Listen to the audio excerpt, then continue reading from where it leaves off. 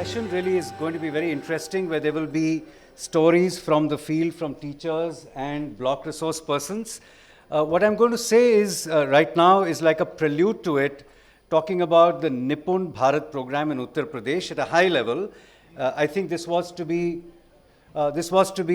presented by maybe someone from the state government, but I'm substituting for that, and I'm trying to locate, if we can locate the presentation. Okay, even before we begin, no problem, no problem. So, the numbers in Uttar Pradesh are really mind-boggling, as we'll see right now on the slide. 112,000 primary schools, about 84 lakh children in grades 1 to 3, 450,000 teachers. So mind-boggling numbers. And my focus of my work in the past 30 years has been, how do we get to transformative change at scale, and change that is sustainable? My journey began with the district primary education program in 93-94, Sarv Shiksha Abhiyan, then Principal Secretary Education, and then now Language and Learning Foundation. The focus really is on how do you bring about change that's sustainable at these kind of scale and numbers. And during the course of my work, what I've outlined is some essentials of, it's become small, okay. Right, so just an understanding of how change happens in a state at that scale. Change has to happen in every school and every classroom. There's no possibility of change, at a system as a whole. I apologize, you can't see this, but what it says at the beginning is that there must be a shared and clear vision for a change and the pathway to that. Everyone from the state leadership to the teachers should have the same understanding of what should change, and that's very often not the case. Then there should be champions who adopt and promote this change, like we are going to listen to teachers and resource persons who are, in a way, people who are early adopters, and they will bring about and champion that change. And then, of course, demand and expectations from the system as well as parents.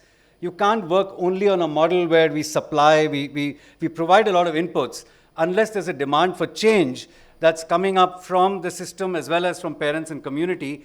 That doesn't really work. And the last point here is that we should engage institutions that can sustain the change. So that's very important. It's not enough to try and do something quickly, but ensure how change can sustain. So in that context, I'm a keen observer of what's happening in NIPUN Bharat in Uttar Pradesh. I had an occasion to meet some administrators from Uttar Pradesh at a recent program that we're doing at the IAS Academy in Mussoorie. And we had the Director General of School Education, a collector, and a CDO from Uttar Pradesh. And we had an interesting conversation. I asked them the same question separately. And I said, what are you excited about NIPUN Bharat in your state? What do you think is happening well? Of course, the three answers were different. One person was at state level. There was another person as a collector. The CDO was more engaged. But it was interesting to find that three of the three points were quite common, not in the same order.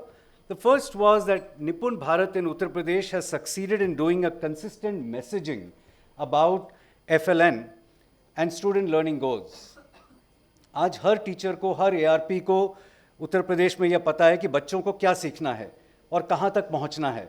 ये पूरी तरह से हर जगह इसका communication बहुत अच्छी तरह से हुआ है. The second thing that they said was that we have 45,000 resource persons supporting teachers to adopt new practices. 4,500 are academic resource persons at block level. You will hear one of them today. And also Sankul Shikshaks, cluster level resource teachers. They felt that that is a very positive thing. We've got a large number of people who are talking about this change and trying to support that. And the third, which was mentioned by them, was that there is a structured approach to what should happen in the classroom. There is a weekly and daily lesson plan, and teachers can follow that quite easily. So these were the three things coming from people who were at the state level, district level, and it was good to see that there was some convergence in what they were saying. Just to build on that, in Uttar Pradesh, the design is actually quite comprehensive, and that's a great thing. I'm sure Madhya Pradesh and other states, Haryana, are following a very similar pattern. There are learning outcomes that are defined. There's a very clear set of teaching and learning materials for foundational literacy and numeracy. There are lesson plans that are available in workbooks and teacher guides. There's formative assessment that happens inside the classroom on a regular basis, and children who don't do well get some remedial support in an ongoing basis.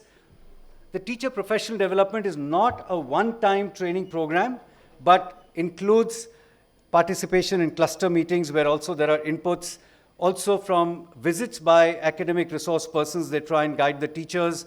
So very comprehensive, continuous professional development program. Also academic support to teachers, and then data systems that help to see where we are in terms of change. So one, I think, great thing that Uttar Pradesh has established is a comprehensive model. Not all these dimensions may be doing as well, but in terms of at the drawing board, it's a comprehensive model for supporting FLN. And these are, let's say, the inputs. You've got the NIPUN Suchi or NIPUN Talika, lesson plans, assessment worksheets, TLMs, workbooks, textbooks. I mentioned to you teacher professional development includes face-to-face training as well as online cluster meetings, support through visits from academic resource persons. And the academic resource persons themselves receive support through capacity building, etc. So in a way, inputs are all coming into place. The question is, what of it is being adopted at the school level, at the classroom level? I'd like to mention here just two more things that are not part of that comprehensive FLN strategy that I mentioned. The first, I think, Uttar Pradesh, but also then Haryana, but Uttar Pradesh being bigger, I'm calling it country's largest bridging program for children during, just post the COVID period. We know about 75, 80 weeks of school closures, and Uttar Pradesh could implement that with 84 lakh children in grades 1 to 3, where the curriculum was designed in a manner to sort of revise, reinforce skills that children had not learned and they had not gone to school with. So a revision of grades 1 and 2, let's say for grade 3 before you start a grade 3 curriculum. A very comprehensive plan for workbooks, training, assessment and remediation. And I think that is why the state is now ready to take on, the children are ready in a way to take on almost a grade level curriculum. So that's a great thing that happened in the past 1.5 years. And then, as I mentioned, strong data from classroom observations, student learning data and monitoring data from about 300,000 classrooms that comes in regularly. Just a glimpse at what that data looks like for a particular block. How usage of Sandarshika, that's the teacher guide, lesson plans, TLM use, print-rich use. Is the classroom student-centric? Now, there are challenges here. Is the classroom student-centric is such a subjective thing. So I'm not saying that these are the best indicators, but a process of looking at indicators and monitoring them has begun. So is remedial teaching happening, et cetera, et cetera. So every month, the block education officer, the district education officer, who's called the BSA, logs in and gets a printout or looks at the dashboard to understand which schools are at what stage and where the block is in terms of these classroom indicators. Okay. I know what's happened. This is my last intervention here. While a lot has happened in Nipun Bharat in Uttar Pradesh, sustainable change is not a sprint. It's not going to happen in a year. It's not going to happen in 2 years. That's very important. And the first bullet that I mentioned here, sorry you can't see it, is that there's too much and too good monitoring data, right? There's a lot of data that flows in. It's data that not everyone can use. You don't know what to do with it. And a lot of the data shows good performance. And that is what the system is reinforcing, that if a block is not doing well, nudging the block to move towards 100%, 200% is better, right? So that's happening. So I think, as I said, institutionalization of monitoring processes is good, but there's too much data, and the data is often not, it's just good, very good. The quality of teacher training at the last level, and this is not from my side, I think the state institutions are well aware of it. What happens at a training at the cluster and the block level, the quality still leaves a lot to be desired. It's designed very well at the state level, but we know that the cascade in such a big state like Uttar Pradesh is a leaky pipe, and the quality of training that reaches teachers needs to be improved. The third challenge which we haven't addressed, we are partners actually along with Central Square Foundation, Samagra and Vikramshila at the state level. What we have not addressed is multi-grade and multi-level situations. Not so much in Sewapuri block, जहाँ से आप अभी सुनेंगे teachers or ARPs को, but throughout Uttar Pradesh, where you've got one teacher for 3 grades, right?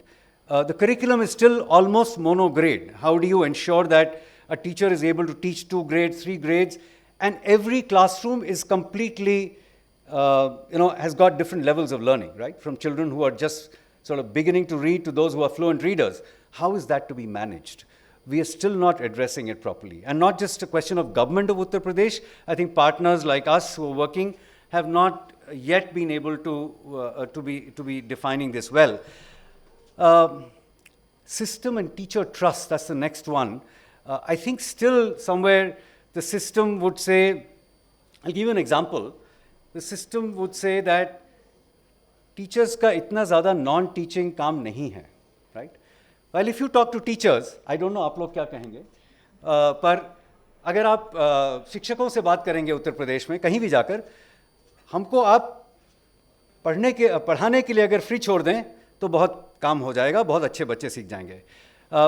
So there's a difference in view that needs to be resolved. Similarly, formative assessments. Teachers class में करते हैं, instructional design में है, but the faith of the system is on centralized assessment, right? There's a test called the NAT, जो कि invigilators रहते हैं और वो होता है. तो system का ये belief है कि teachers तो करते हैं, पर जो reliable data है वो एक large scale assessment जो कि centrally run होगा, उससे अच्छा data आएगा. That I think still is a difference between what happens at a school level and what the system is thinking. The last point here was Balvatika, which I think, what do you do for early childhood education in a state like Uttar Pradesh? I see Pramod ji nodding, Haryana में कुछ सोच रहे हैं उसके बारे में. So it's a challenge कि अगर हमको achieve करना है FLN outcome सिर्फ grades 1, 2, 3 में काम करने से नहीं होगा. We have to start much before that. So sorry about this, and that's my last wise LLF. I'm speaking as a language and learning foundation person today. This is the panel. We support the state government in at the state level. जो आपका outer circle दिख रहा है, technical support, जो workbooks बनती हैं, जो training programs बनते हैं, उसमें हम लोग विक्रमशिला, समग्र, हम सभी support करते हैं. और साथ में कुछ districts में हम साथ देते हैं government systems का, जैसे कि वाराणसी जिसके साथ अभी बातचीत होगी. So I think what I'm just saying, it's a good segue into this panel that we are working with the state government at the state level, at the district level in Varanasi, for example, and Sewapuri as a block. और ये मेरा high level का ज्ञान जो है वो ख़त्म हुआ, और I think अब जो panel है, जो जहाँ पर really teachers और ARPs आपको बताएंगे कि वास्तव में क्या हो रहा है. So over to you, Supriya and the panelists. Thank you.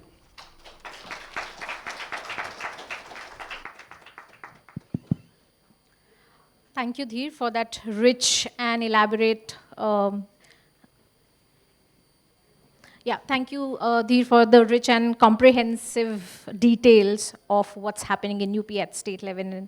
And I think now we will get into panel discussion. But before that, I think I would also want to congratulate Central Square Foundation for having voices from the ground.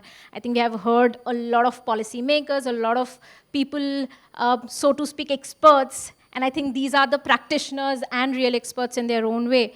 So let's welcome three of these experts here with us. We have Pooja ji, Dinesh ji, and Abdur Rahman ji. I would want them to speak for themselves.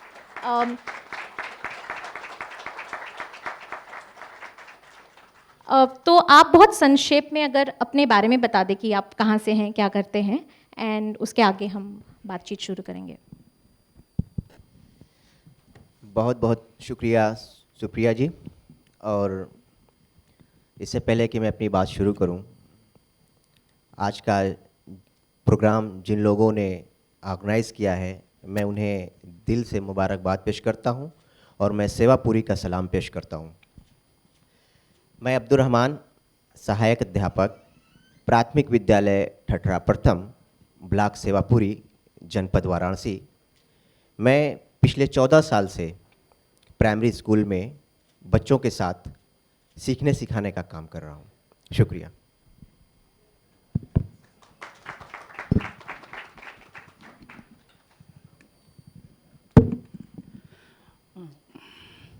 Good afternoon, everybody.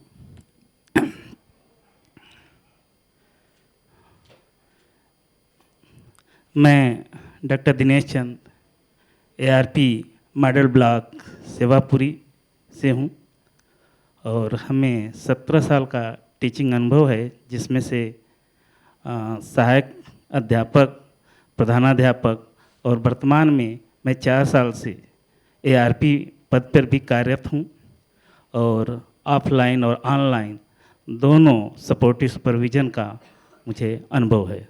Thank you ma'am.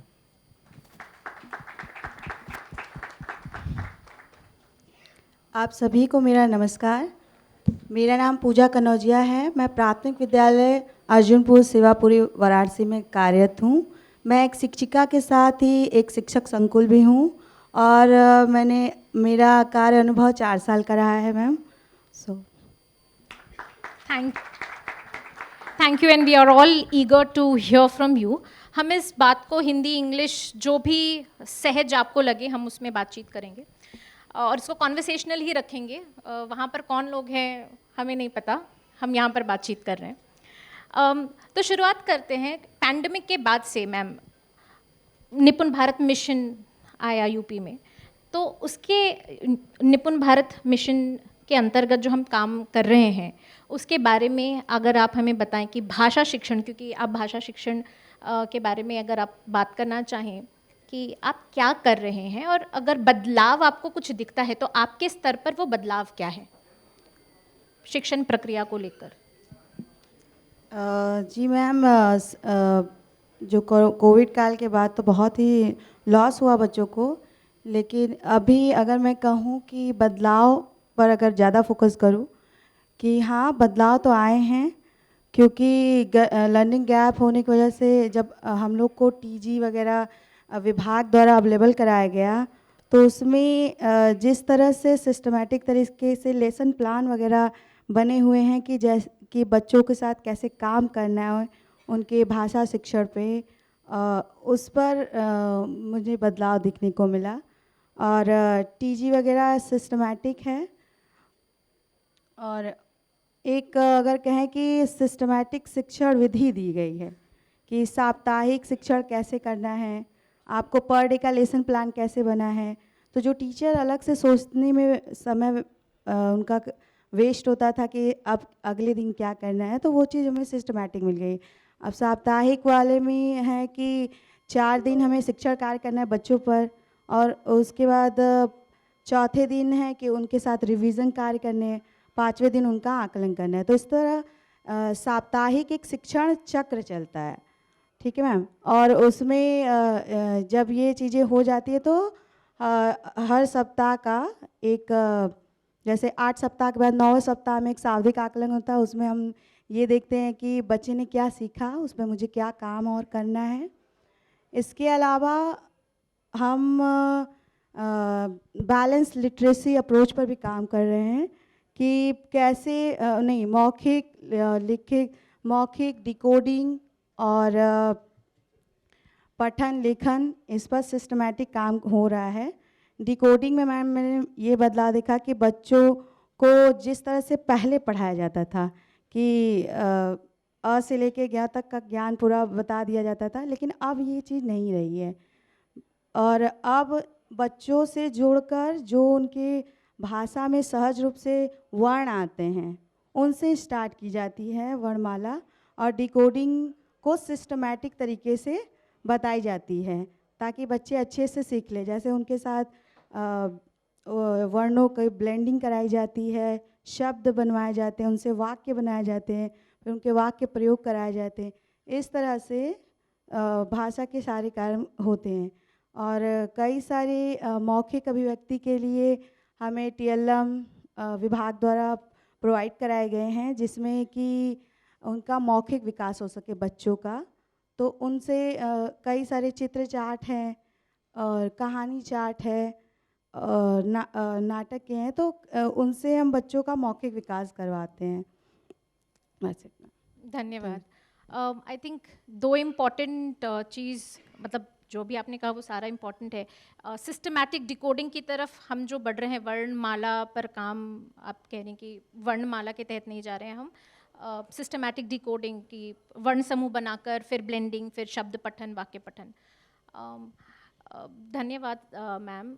Sir, अगर आप, ma'am ने भी भाषा शिक्षण के बारे में बातचीत कर ली है, अगर आप गणित को लेकर कुछ बातचीत करना चाहें कि आप गणित कैसे पढ़ा रहे हैं, और क्या आप, मैम लेसन प्लान के बारे में बातचीत करी थी, अगर लेसन प्लान और इन सब के बारे में कुछ बात करना चाहें।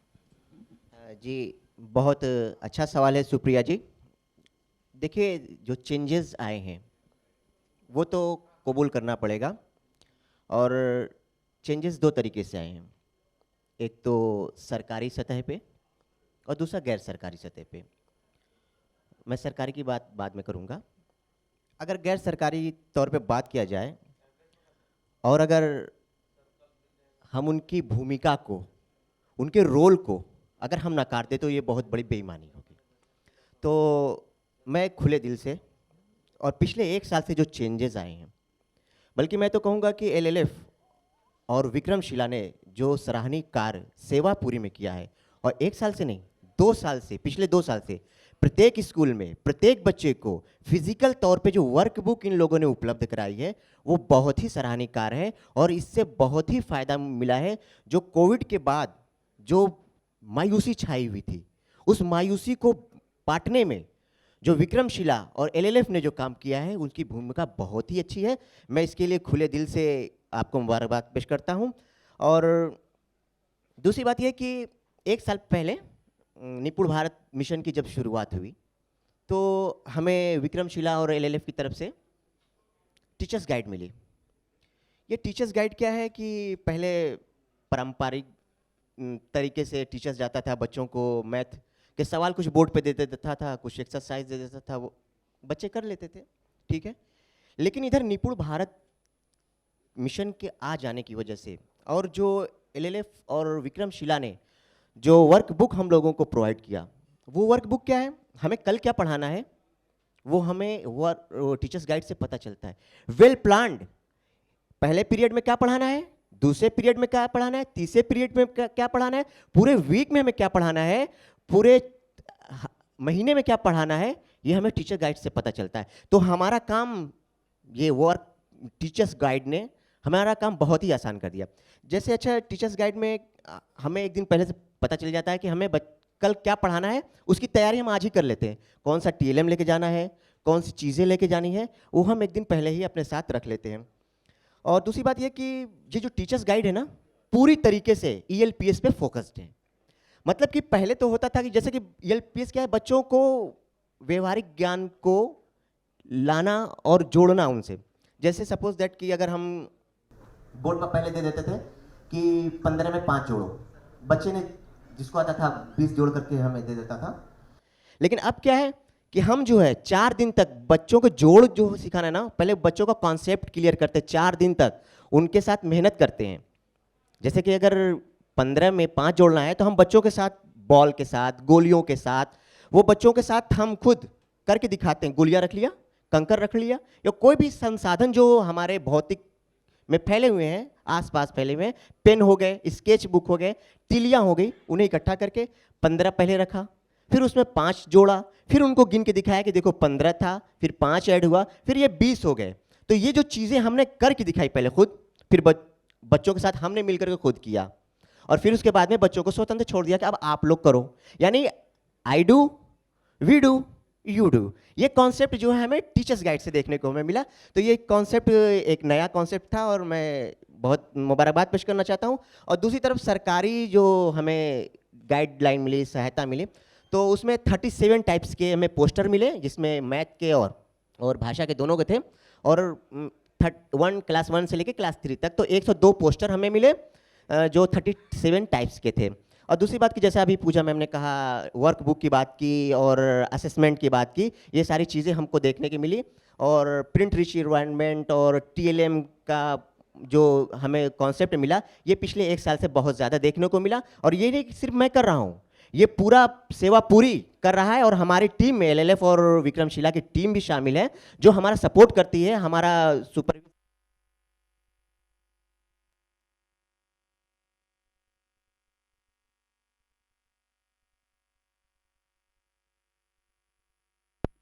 क्या कहते हैं, इससे जो है, अगर अन्य जनपद, तो पूरे यूपी के जनपद अपना ही रहे हैं, अगर अन्य स्टेट भी अपनाएं तो बहुत फायदा होगा। Thank you. Thank you sir. Ma'am, अगर आप जैसे इतने सारे प्रयास हो रहे हैं, आप लोग कर रहे हैं और कह रहे हैं कि सिर्फ एक शिक्षक नहीं है, हमारे सेवापुरी के और प्रदेश के भी बहुत सारे शिक्षक, सारे शिक्षक होंगे जो ये सारी चीज़ें कर रहे हैं। अगर आप हमारे साथ ये साझा करना चाहें कि विभाग से आपको इन प्रयासों को एक स्वरूप देने के लिए या अच्छे से क्रियान्वयन करने के लिए क्या क्या सहयोग मिला है, तो जी बिल्कुल, सहयोग तो मिला ही है। हमारी इन सहयोग में अगर मैं कहूँ तो हमारी ऑनलाइन ऑफलाइन ट्रेनिंग की होती है, और ऑनलाइन में तो दीक्षा ऐप प्लेटफॉर्म जो है, उससे तो कई सारी ट्रेनिंग से हमें लाभ होता ही है। इसके अलावा हमारी जो ऑफलाइन ट्रेनिंग्स होती हैं, उसमें फ़ेस टू फेस बताया जाता है कि कैसे चीज़ों को करना है, और आप इस ट्रेनिंग में जो सीख के जा रहे हैं उसको अप्लाई करना है क्लास में। और सबसे बड़ी बात ये है कि उसका ऑब्जर्वेशन होता है कि जो चीज़ें हमें ERP या मास्टर ट्रेनर बता रहे हैं कि आप इसको क्लास में कैसे अप्लाई कर देंगे, तो वो ज़मीनी स्तर पे वो हो रहा है कि नहीं, वो हमारे पर भी प्रेशर रहता है कि कोई भी अगर आ गया, जैसे ARP सर आ गए या फिर LLF के ही कोई आ गए या कोई भी अधिकारी आया, तो वो उन लोग को भी पता होता है कि हमें किस चीज़ की ट्रेनिंग दी गई है और क्या हम उस चीज़ पर काम कर रहे हैं। तो वो हमें ऑब्ज़र्व करते हैं, वो हमें बताते हैं और हमें फीडबैक भी देते हैं, तो जो कि सुझावात्मक भी होता है और सकारात्मक भी होता है कि क्या चीज़ें अच्छी चल रही हैं या आप इसमें क्या बेहतर कर रहे थे, क्या चीज़ें इसमें जोड़नी चाहिए। तो इस तरह से हमें सहयोग मिलता है ma'am. Thank you ma'am. Abdul sir, इसमें आप कुछ जोड़ना चाहेंगे कि मैम ने ऑलरेडी बहुत सारी बातें कही हैं? जी, सारी बातें तो लगभग आ गई हैं। इसमें जो है ARP का रोल, SRG का रोल, डाइट मेंटर्स, जो डाइट लेक्चरर्स होते हैं, डाइट मेंटर्स, उनका भी बहुत बड़ा रोल है, और डाइट प्रचार जी का, BO सर का, BSA सर का। तो ये सारे जो है, जो ट्रेनिंग होती है ऑनलाइन ऑफलाइन ट्रेनिंग्स जो है, ये हमारी दिशा और दशा बदलने के लिए बहुत ही कारगर हैं। और ख़ास तौर से ये LLF और विक्रमशिला के जो वॉलेंटियर्स हैं ब्लॉक लेवल पे, वो भी हमारी ट्रेनिंग करते हैं। ऑफलाइन ट्रेनिंग होती है, उसके अलावा हम लोगों को क्लास में 15 दिन पे, 1 महीने पे LLF और विक्रमशिला के वॉलेंटियर्स आते हैं, कोऑर्डिनेटर्स आते हैं, तो हमारे क्लास का ऑब्जर्वेशन करते हैं, आवश्यकता अनुसार वो हमें फीडबैक भी देते हैं। तो ये सारी चीज़ें हैं जो कि बेहतर हुई हैं। Thank you. Thank you sir. Supportive supervision के बारे में बहुत सारी बातचीत हो रही थी। दिनेश जी ARP हैं, एकेडमिक रिसोर्स पर्सन, और आजकल हम बहुत सारी बातचीत करते हैं मिडिल लेयर को स्ट्रेंथन करना है, क्योंकि अगर लार्ज स्केल इम्प्लीमेंटेशन हमें करना है तो middle layer is very very critical. तो हम उनसे सुनते हैं कि टीचर्स अपना काम कर रहे हैं, आपसे भी अपेक्षाएं होंगी विभाग की, तो आपसे शिक्षा विभाग की क्या अपेक्षाएं हैं, या यूँ कह लें कि आप शिक्षकों को कैसे सपोर्ट करते हैं, तो उसके बारे में कुछ अगर बता सकें। Thank you ma'am. पहले तो हम लोग अपनी कार्य योजना बना करके और अपने खंड शिक्षा अधिकारी के माध्यम से हम परियोजना कार्यालय को सबमिट कर देते हैं, और हमारा जो है स्पष्ट होता है कि मासिक विजिट कहाँ कहाँ पे होना है। तो ये चूँकि जब हम सबमिट करते हैं तो हमारे एलएलएफ के टीम भी उस मीटिंग में रहते हैं, उनको भी जानकारी होती है कि हमें कहाँ कहाँ जाना है, हमारे आरपी साथी कहाँ कहाँ जाएंगे। तो सबसे पहले हम लोग विद्यालय पहुँचते हैं, और विद्यालय में हम जनरल बातें अपने हेड मास्टर साहब से करते हैं, जो एचएम सर हैं, जिसमें नामांकन संख्या होती है, आज की उपस्थिति होती है, अध्यापकों की उपस्थिति होती है, ये सारी चीज़ें जनरल चीज़ें भर लेते हैं। फिर वहीं पे तय होता है कि हमको किस अध्यापक का सपोर्टिव सुपरविज़न करना है। और हमारे यहाँ ख़ास तौर से सेवापुर में ये भी देखा जाता है कि एक ही शिक्षक का जो सपोर्टिव सुपरविज़न न किया जाए, इसलिए हम लोग निरीक्षक पंजिका में भी उसको हम मेंशन करते हैं, उस पर भी हम चर्चा करेंगे थोड़ा सा। तो ये सब भरने के बाद जो है हम ख़ास तौर से मैं क्या करता हूँ कि जब ये सारी इन्फॉर्मेशन अपने सपोर्टिव सुपरविज़न ऐप में रख लेता हूँ, तो एक बार जो है हर कक्षा में जाने का प्रयास करता हूँ, 2-2, 3-3 मिनट में देख लेता हूँ कि क्या सब में चल रहा है। फिर उस पर्टिकुलर कक्षा में जा कर के पीछे 30 से 35 मिनट बैठ जाता हूँ, और कोई डिस्टर्ब नहीं, बच्चों के बीच में रहता हूँ, पीछे एकदम बैठ जाता हूँ, और टोटल टीचिंग प्रक्रिया में देखता रहता हूँ। उसके बाद हम भरते हैं। लेकिन इसमें थोड़ा सा हम बताना चाहेंगे कि जो हमारा एक तरह से एक नाम दे दें कि 5 सूत्री कार्यक्रम पर भी मैं फोकस करता हूँ। उसमें पहला आता है टीजी बुक, जो टीचर गाइड बुक है, हमारा शिक्षक संदर्शिका है। उसके अनुसार शिक्षण प्रक्रिया हो रही कि नहीं, हमारे सभी शिक्षक जो है ये लिखते हैं कि कौन सा सप्ताह है, सप्ताह का कौन सा दिन है, दिनांक कौन सा है, और ये विषय, ये सारे से हमारे व्हाइट बोर्ड पर भी मेंशन होता है। और इसके बाद उस प्रक्रिया के अनुसार हम उसमें अपने ऐप में मेंशन करते हैं। और इसके बाद जो है सेकंड नंबर पे आएगा हमारा वर्कशीट, यानी कार्यपुस्तिका, जो बच्चों को मिलता है। तो हम कार्यपुस्तिका को भी जो हम देखते हैं कि बच्चों ने उस पर उसके ट्रैकर को भरा है कि नहीं। इसी तरह से हमारा जो शिक्षक संदर्शिका है, टीचर गाइड बुक भी है, उसमें भी हम देखते हैं कि हमारा टीचर जो है ट्रैकर को भरा है कि नहीं। तो उसमें डेली ट्रैकर को करना होता है। और इन दोनों किताबों में एक और है कि जो हमारे टीचर जो है असेसमेंट बच्चों को किए हैं कि नहीं। यदि 50% से ज़्यादा बच्चा पा रहा है और कम पा रहा है, तो दोनों बच्चों को जो फ्रेगेट करना होता है, ए ग्रुप और बी ग्रुप में रखना होता है, फिर इनकी जो रिमीडियल टीचिंग करते हैं। तो ये 2 इम्पॉर्टेंट चीज़ है। तीसरा जो हमारा इम्पॉर्टेंट है प्रिंट रिच इन्वायरमेंट। यदि हम इसकी बात न करें तो फिर क्लासरूम ट्रांसफॉर्मेशन की बात ही नहीं होगी। तो जैसा कि अभी हमारे दोनों शिक्षक ने बताया कि हमें 102 चार्ट मिले हैं, जिसमें वो कहानी चार्ट है, कविता चार्ट है, चित्र चार्ट है। तो उसको जो है निश्चित रूप में हमारे कक्ष में जो है लगा हुआ कि नहीं।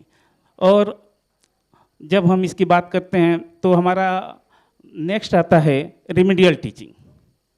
क्या हमारे टीचर ने जो बच्चों को ये डिसाइड कर लिया कि ये जो है ये हमारे बच्चे संघर्षरत हैं, इनके साथ हमको काम करने की ज़रूरत है, तो काम कर रहे हैं कि नहीं। और नेक्स्ट जो है हमारा 5वां जो इम्पॉर्टेंट बिंदु है वह स्पॉट असेसमेंट है। तो हमारा ही है, क्योंकि अब स्पॉट असेसमेंट यदि सही ढंग से किया जाए, सही तरीके से किया जाए, तो लगभग 5 बच्चों को करने में 1 घंटा लग जाता है। ये थोड़ा कठिन है यदि निपुण लक्ष्य को ध्यान में रखते हुए करते हैं। लेकिन यदि हम दक्षतावार करते हैं, दक्षतावार, चूँकि अभी हमारे यहाँ आदेश था कि आप जो है निपुण लक्ष्य को ध्यान में रख करके असेसमेंट करेंगे फरवरी से, तो हम लोग कर रहे थे, तो ज़्यादा समय लग रहा था, 15 मिनट से कम एक बच्चे पे नहीं लग रहा। तो चूँकि हमारे पास 2 मोबाइल था नहीं, लेना पड़ा, चूँकि हम लोग अब काम को आसान करना चाह रहे थे, कैसे हमारा काम आसान हो, कम समय में हो जाए। तो हम 2 मोबाइल से करते थे, तो इस तरह से भी काम आसान हो जाता था। और अभी हम वर्तमान में हम देख रहे हैं, जब दक्षता वाइज जो कॉम्पिटेंसी वाइज हम करते हैं बच्चों का असेसमेंट, तो थोड़ा उसमें कम समय लगता है, 5-7 मिनट में। और उसका कारण भी है कम लगने का कि हमारे टीचरों ने अच्छा काम किया है। अभी हम बता दें कि अभी कक्षा 1 से जो 2 में बच्चे गए हैं और उनका जब हम असेसमेंट किए तो कक्षा 2 की जो जितनी दक्षताएं हैं, दक्षतावार कर रहे हैं तो बच्चे बता ले रहे हैं, जबकि अभी वो कक्षा 2 में गया है। इसके अतिरिक्त हमारा इन शिक्षकों को, जो हमारे शिक्षक हैं, 35 से 40 मिनट जो भी हमने रहा कक्षा में, इनको हमको फीडबैक देना होता है कि आपने क्या क्या अच्छा रहा आपका, क्या क्या आपने स्किप किया, उसको हम इनको बताते हैं। बताते ही नहीं हैं, निरीक्षण पंजिका पे हम लिखते भी हैं कि इनके सकारात्मक पक्ष ये रहे और सुझावात्मक पक्ष ये रहे कि भविष्य में आप इसको भी अपनी शिक्षण प्रक्रिया में सम्मिलित करें। इसके बाद हम HM और सभी शिक्षकों से वार्ता करते हैं। ये पर्टिकुलर टीचर्स हुआ जिसका हम क्लास ऑब्जर्वेशन किया। उसके बाद जो हम सभी शिक्षकों को और जो HM हैं बैठा करके उनसे हम वार्ता करते हैं कि क्या क्या अपने विद्यालय में सुधार किया जा सकता है, और नेक्स्ट जो होता है आगामी क्या ऐसी चीज़ें करें जिससे सभी बच्चे आपके निपुण हो जाएं। Thank you ma'am. Thank you. वो पूरा कॉम्प्रिहेंसिव मतलब पूरा चित्रण देने के लिए कि आप स्कूल में जाते हैं क्या करते हैं। मैं बस एक सवाल बहुत ब्रीफ होगा कि ये सारी प्रक्रियाएं करने में आपको एक स्कूल में या एक क्लासरूम ऑब्जर्वेशन करने में लगभग कितना समय लग जाता होगा? मैम कह लिए जाए तो टाइम एंड मोशन का पालन हम ही करते हैं। चूँकि हमारे यहाँ खास तौर से, अब पूरे हम प्रदेश की बात नहीं कर पाएंगे, लेकिन हम बनारस की हम बात करेंगे, ज़रूर करेंगे। हमें अपना सेल्फी देना होता है, समय से स्कूल पहुँचते हैं, और जैसे 2 बजे का विद्यालय है तो उस दिन 2:15, 20, 25, 30 भी हो सकता है, क्योंकि सब कुछ जो है सबकी मॉनिटरिंग हो रही है और सब कुछ आ जाता है, सब देख सकते हैं। हम ये नहीं कह सकते कि फला विद्यालय पे गए हम असेसमेंट किए हैं, नहीं, आप असेसमेंट नहीं किए हो, आपका आ जाएगा कि आपने असेसमेंट नहीं किया है। इसके अतिरिक्त बहुत कम समय है, थोड़ा सा और बता दें, जो हमारा डाटा होता है, डैशबोर्ड होता है, निपुण प्रेरणा.in पे उपलब्ध है। उस पे हमारे BSA सर, हमारे DM सर, हमारे खंड शिक्षा अधिकारी, जब हमारी खंड शिक्षा अधिकारी की बात कर रहे हैं तो हमारे HM और जब BO, ARP और LLF की जब मीटिंग होती है तो उस विद्यालय का पूरे डैशबोर्ड का इस स्लाइड चला करके दिखाया जाता है, और जिस विद्यालय का रेड होता है, यदि किसी ने शिक्षक संदर्शिका का प्रयोग नहीं किया तो हमारे ऊपर ये है कि हम अपना काम ईमानदारी से करें, तो यदि किसी ने नहीं किया तो हम नहीं भरते हैं और सीधे उसका रेड दिखता है। फिर वहाँ पे कि भाई 114 विद्यालय 113-12 कर रहा है तो आपका विद्यालय क्यों नहीं कर रहा है, तो अकाउंटेबिलिटी वहीं तय हो जाती है। हम वहीं से सुधार कि फिर दोबारा ऐसी गलती नहीं होगी, हम दोबारा करेंगे। Thank you ma'am. Thank you sir. बहुत ब्रीफली जब इतने सार्थक प्रयासों की बातचीत करते हैं, थोड़ा समस्या होती है कि समस्याएं कैसी नहीं होगी, मतलब ये संभव नहीं है। तो अगर आप एक बहुत ब्रीफ में, बहुत समय नहीं लेते हुए, टाइम आप ऑलरेडी वहाँ से फ्लैश हो रहा है बहुत देर से, एक समस्या जो आप चाहते हैं, क्योंकि यहाँ पे पॉलिसी मेकर्स हैं, यहाँ पे रेलिवेंट स्टेक होल्डर्स हैं, तो अगर आपको अपना काम करने में कैसे मदद मिलेगा इसके बारे में सिर्फ एक। बहुत बहुत शुक्रिया मैम। मैं बात अपनी यहाँ शुरू करता हूँ कि कुछ चैलेंजेस हैं मैम, और यहाँ पे बहुत सारे लोग बैठे हुए हैं, शायद मेरी बात पहुँच जाए। देखिए टीचर्स, मैं एक बात 2 तरह से मानता हूँ कि जो चैलेंजेस हमारे निगाह में है 2 तरीके के हैं। पहले ये कि बच्चे की अटेंडेंस, ये बहुत बड़ा चैलेंजेस है। जब बच्चा हमारे पास आएगा ही नहीं तो हम उसे सिखाएंगे क्या। हमने देखा है कि जो अंडा जो होता है ना, मुर्गी के पर के नीचे जो होता है तो वो बच्चा बन के निकलता है, और जो अंडा मुर्गी के पर के बाहर हो जाता है ना, वो अंडा खराब हो जाता है, उससे बच्चे पैदा नहीं होते हैं। अगर बच्चा स्कूल की चार दीवारी में आएगा तो वो कुछ बन करके निकलेगा, कुछ काबिल बन के निकलेगा। तो सबसे बड़ा चैलेंजेस ये है कि बच्चा स्कूल आए, उसके लिए क्या करना पड़ेगा। जिस तरह से टीचर्स की जवाबदेही है, उसी तरीके से गवर्नमेंट को चाहिए कि एक ऐसी पॉलिसी बनाए कि जो बच्चे 75% से ज़्यादा आते हैं, उनके एनुअल फंक्शन के मौके पे उनके माता पिता को उनको सम्मानित करने का एक वो किया जाए, एक प्रावधान किया जाए। और दूसरा ये है कि एक मौका ये है कि हम लोगों को बहुत सारे काम करने पड़ते हैं ऑनलाइन, जैसे डीबीटी हो गया या फिर ऑनलाइन सर्वे हो गया। तो उसमें क्या होता है, हम लोगों का जहन भटक जाता है, फील्ड में चला जाता है, फिर बच्चे इधर का उधर हो जाते हैं। तो मैं अगर यहाँ पे पॉलिसी मेकर्स लोग हैं तो मैं उनके द्वारा अपने गवर्नमेंट तक ये बात पहुँचाना चाहता हूँ कि कोई ऐसी व्यवस्था हो जाए कि हर स्कूल में एक कंप्यूटर ऑपरेटर की व्यवस्था हो जाए, ताकि उसको सिर्फ वही काम मिले और टीचर को सिर्फ क्लासरूम में बच्चों को पढ़ाने का काम मिले। Thank you very much. Thank you sir. Dinesh sir, बहुत संक्षेप में, अगर आपको अपने काम को बेहतर करने में क्या अपेक्षाएं हैं, मतलब कैसी मदद मिलेगी?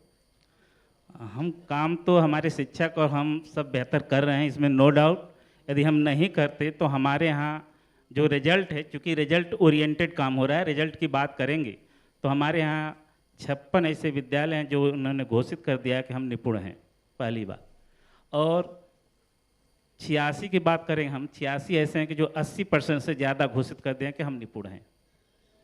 तो इसमें कोई डाउट नहीं है, चैलेंजेज हैं, टीचर होना ही चैलेंज है, एआरपी होना ही चैलेंज है अपने आप में, क्योंकि टीचर होने का मतलब है कि यहाँ 100% बात करता है, सभी बच्चों को निपुण बनाने की बात करता है। तो ये चैलेंज है, सबकी उपस्थिति की हम बात करें तो उसके लिए कहीं ना कहीं हमारा अध्यापक ही जिम्मेदार है, हमारा एचएम ही जिम्मेदार है। क्यों नहीं 100% उपस्थिति होती है। वो सारे तरीके अपनाते हैं, चाहे हम कहें कि आत्मीय संबंध बच्चों से बनाएं, प्रभावी संवाद करें, छोटे छोटे ग्रुप में जो है मीटिंग करें हमारे अभिभावकों से। और ये जैसा कि आपने बता दिया कि जो है उनको जिसका 75% 80% से ज़्यादा बच्चा है, 100% था, उसके उस अभिभावकों का हम सम्मान करें, सारे हम चीज़ें अपनाते हैं सारे पॉइंट पे। फिर भी ये चैलेंज होता है वहीं पे। अच्छाई भी है कि कुछ विद्यालय हमारे यहाँ हैं, कोई भी अटेंडेंस चले जाए वहाँ 95% से ज़्यादा उपस्थिति है। अटेंडेंस, बारिश हो, भीषण बारिश हो, फिर भी वहाँ 95% उपस्थिति हो। लेकिन ऐसे भी विद्यालय हैं, दुख होता है कि जहाँ 50% से भी नीचे होते हैं। तो ऐसे परसेंटेज जो कम है, मतलब 2-4% ऐसे हैं, या जब हम कहेंगे तो 40-45% ऐसे हैं जो 80% से ज़्यादा हैं, लेकिन 2-4% ऐसे हैं जहाँ 50% से नीचे हैं, बाकी एवरेज हैं। थैंक यू मैम, थोड़ा क्रिस्प रखेंगे। और